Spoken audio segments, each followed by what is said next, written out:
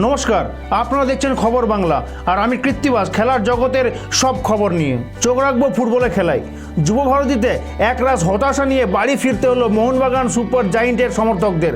প্রথমার্ধের খেলায় 1-0 গোলে এগিয়ে থেকেও 3-1 গোলে পরাজয় স্বীকার করতে হলো মোহনবাগানকে। 2023-24 আইএসএল চ্যাম্পিয়ন হলো মুম্বাই সিটি এফসি। পরপর দুইবার আইএসএলের খেতাব জয়ের স্বপ্ন ভঙ্গ হলো মোহনবাগান সুপার জায়েন্টের। শুরুটা ভালো করেও শেষমেশ রক্ষা করতে পারল না মোহনবাগান। মহারণের প্রথমার্ধের খেলায় 1-0 গোলে এগিয়ে ছিল মোহনবাগান। 44 মিনিটের মাথায় জেসন কামিংসের গোল করে মোহনবাগানকে এগিয়ে রাখতে সক্ষম হন। পরে দ্বিতীয়ার্ধের খেলায় টান উত্তেজনায় বাজে রক্ষণে খেসারত দিতে হলো মোহনবাগানকে।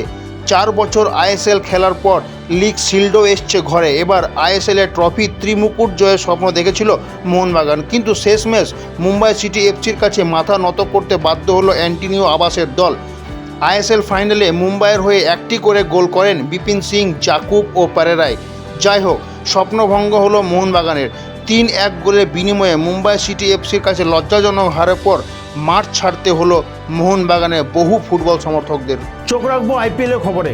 রবিবার অর্থাৎ আজ 2024 টাটা আইপিএলের গুরুত্বপূর্ণ ম্যাচে লড়াইয়ে কেকেআর বনাম লখনৌ। প্রথমার্ধের প্রায় শেষ লগ্নে পৌঁছে গেছে টাটা আইপিএল। এবার লড়াই প্রথম 4-এ থাকার। কেকেআর কি পারবে পয়েন্টস টেবিলে তাদের জায়গা প্রথম স্থানে রাখতে?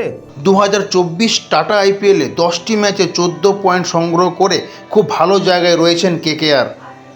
আর গুটি কয়েক ম্যাচ জিতলেই প্লে অফ সেই জায়গা পাকা করে ফেলবে কিং খানের কেকেআর। প্রতিপক্ষ লখনৌ সুপার জায়েন্ট। 10টি ম্যাচে 12 পয়েন্ট সংগ্রহ করে লখনৌ সুপার জায়েন্ট রয়েছেন তৃতীয় স্থানে। লখনৌ সুপার জায়েন্ট কি পারবে কেকেআরকে পরাস্ত করে দ্বিতীয় স্থানে জায়গাটি পাকা করতে?